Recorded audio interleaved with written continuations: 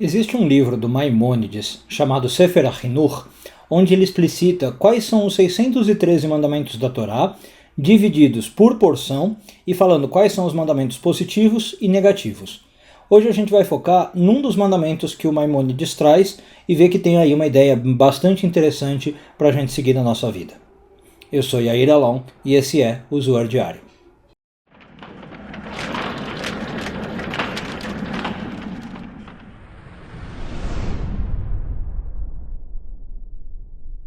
Essa semana continuamos a ler a porção de Kitavô. Não existe um Zohar específico, então eu estou pegando ensinamentos da minha intuição.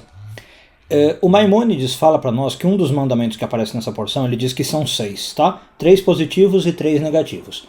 Um dos positivos pede, segundo ele, está em Deuteronômio 28:9, que nós imitemos Deus. Né? O que significa que nós imitemos Deus? Que nós tentemos agir na vida como Deus age conosco. Que nós tentemos fazer a mesma coisa que Deus faz quando se trata de se relacionar com seres humanos.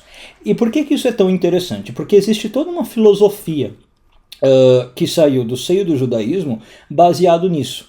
É uma veia talvez um pouco mais mística, né? Não tão talvez ortodoxa, religiosa, mas é uma ideia que surgiu do seguinte tipo: se eu consigo imitar a Deus, né, se eu consigo fazer coisas como Deus, eu me torno eu mesmo Deus, né?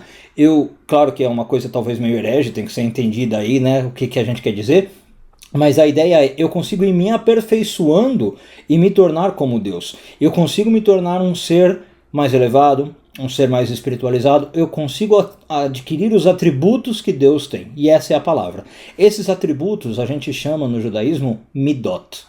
Então tem toda uma filosofia dentro do judaísmo, da Kabbalah, de eu trabalhar nas minhas midot, os meus atributos, os meus traços de caráter. Então, por exemplo, trabalhar coisas como humildade, bondade, me irritar menos, né? Coisas que eu vejo que Deus faz ao longo da Bíblia, eu tento pegar para mim. E para esse tipo de trabalho, eu queria deixar aí uma recomendação de 2 escolas de pensamento, talvez até um livro mais específico, para quem se interessar por esse tipo de coisa. O primeiro livro que eu queria falar é um que se chama A Tamareira de Débora, às vezes também traduzido como A Palmeira de Débora, tá?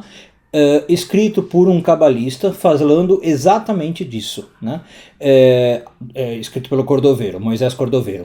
E nesse livro, o que ele faz? Ele tem 10 capítulos, claramente então ligando as 10 firot, e em cada capítulo ele fala, olha, se você quer atingir tal sfirá, faça isso, faça aquilo, haja assim, haja assado.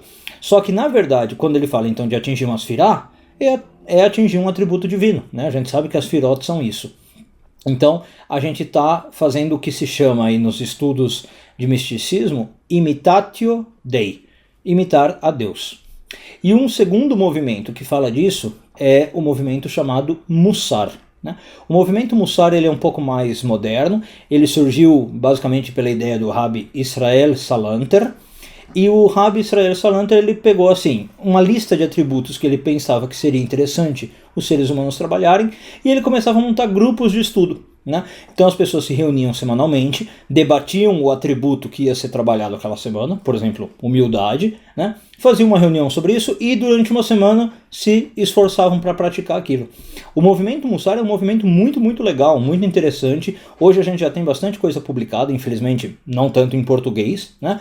Mas tem esses grupos de estudo, como eu falei, e é uma ferramenta muito, muito bacana de autodesenvolvimento, de autoconhecimento, de melhora, né? Às vezes te gasta muito pouco para você melhorar como pessoa, por exemplo, te economiza talvez alguns reais aí que você poderia gastar talvez em psicólogo, em outras terapias, né, e um trabalho que você pode fazer sozinho. Só para a gente encerrar, por que isso é tão importante? Né? Por que veio essa ideia de vamos imitar a Deus, pegar os atributos que Deus tem? Na Kabbalah a gente diz que as coisas são próximas, espiritualmente falando, quando elas têm uma semelhança de forma. Né? Então, se a gente entende que um dos objetivos da Kabbalah é se aproximar de Deus, né, não é uma aproximação física, e infelizmente isso não é muito possível. A gente vive num mundo muito baixo, muito material e grosseiro, em que Deus dificilmente consegue ficar aqui, habitar e ter uma relação conosco. Mas essa aproximação espiritual é possível. E aí como é que é feita? Como eu falei, assemelhando formas. O que significa isso? Quanto mais eu me parecer com Deus, quanto eu mais emular a Deus, esse acho que é um verbo bom, mais próximo de Deus eu sou.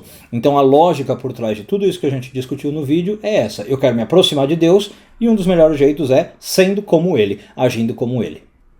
Um bom dia a todos e tudo de bom.